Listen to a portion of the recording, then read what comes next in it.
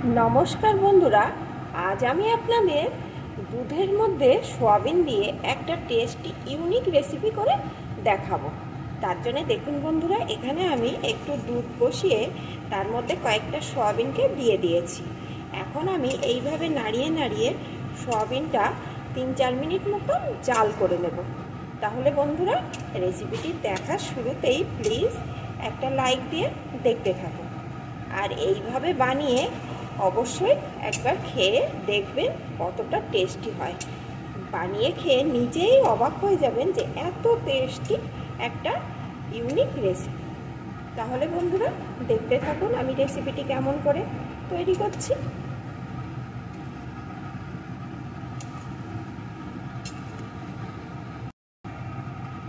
বেশ কিছুক্ষণ আমি এইভাবে নাড়িয়ে নাড়িয়ে জাল করে নিয়েছি। এখন এটাকে একটু ঠান্ডা করে নেব। ঠান্ডা হওয়ার পর দেখুন বন্ধুরা, সয়াবিনগুলো কেমন ফুলে ফুলে উঠেছে, আর এই সয়াবিনগুলো কিন্তু অনেকখানি নরমও হয়ে গেছে। এখন আমি এই দুধ থেকে সয়াবিনগুলোকে সেঁকে মিক্সিং জারে দিয়ে দেব। আর এই দুধটা কিন্তু আমি ফেলে দেব না বন্ধুরা, দুধটাও কিন্তু আমার রান্নার কাজে লাগবে। সব সয়াবিনগুলোকে আমি মিক্সিং জারে তুলে নিয়েছি। এখন আমি একটু ঘুরিয়ে নেব। আমি কিন্তু একদম মিহি পেস্ট করব না, একটু যেন গোটা গোটা থাকে। সয়াবিন এখানে আমার পেস্ট করে নেওয়া হয়ে গেছে। এখানে আমি একটা কড়াইয়ে একটু সরিষার তেল বসিয়ে দিয়েছি। তেলটা গরম হয়ে গেছে। এখন আমি এর ভিতরে দিয়ে দেবো একটা শুকনো লঙ্কা, আর দিয়ে দেবো একটু গোটা জিরে। এখন ফোড়নগুলোকে একটু লাল লাল করে ভেজে নেব। ফোড়নগুলো একটু লাল লাল হওয়ার পর এর ভিতরে দিয়ে দেবো আমি কয়েকটা রসুন কুচি। রসুন কুচিটাকে একটু নাড়িয়ে নেব। রসুনটা একটু লাল লাল করে ভেজে এর ভিতরে দিয়ে দেবো একটা পেঁয়াজ কুচি। পেঁয়াজ কুচিটাকেও একটু ভেজে নেব। পেঁয়াজটা কিন্তু খুব বেশি লাল লাল করে ভাজার দরকার নেই।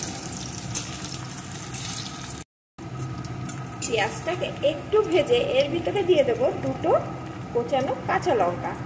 এতে কিন্তু এই কাঁচা লঙ্কার গন্ধটা খুব ভালো আসবে।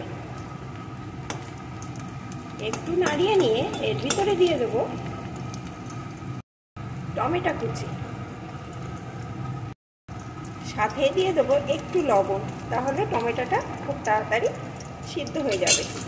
এখন বেশ কিছুক্ষণ এইভাবে নাড়িয়ে নেব।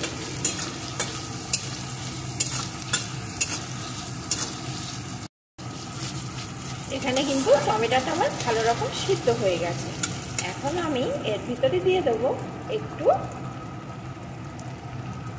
জিরে আদা বাটার পেস্ট,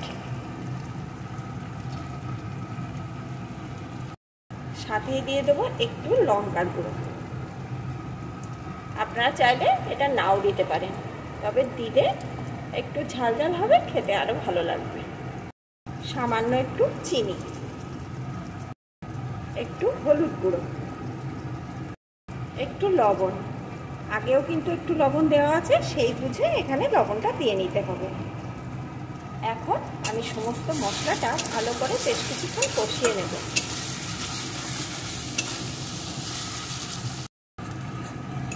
অল্প আছে মশলাটা আমি সুন্দর করে এখানে কষিয়ে নিয়েছি।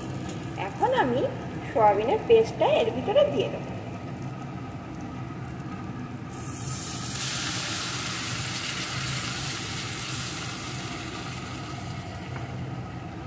এখন এটাকে বেশ কিছুক্ষণ এর সাথে কষিয়ে নেব। মশলার সাথে সয়াবিনের পেস্টটাও সুন্দর এখানে কষিয়ে নিয়েছি। এখন এর ভিতরে যে দুধটা ছিল সেই দুধটাকে দিয়ে দেব।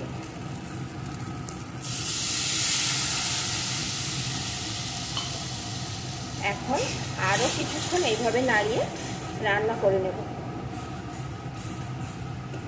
এইভাবে নাড়াতে হবে, রান্না করতে হবে। এটাকে কিন্তু একটু শুকিয়ে ফেলতে হবে। বেশ কিছুক্ষণ এইভাবে নাড়িয়ে নাড়িয়ে দেখুন বন্ধুরা, আমি কিন্তু এটাকে একদম শুকিয়ে নিয়েছি। এখন এর ভিতরে দিয়ে দেবো একটু গরম মশলার গুঁড়ো আর দিয়ে দেবো একটু ঘি।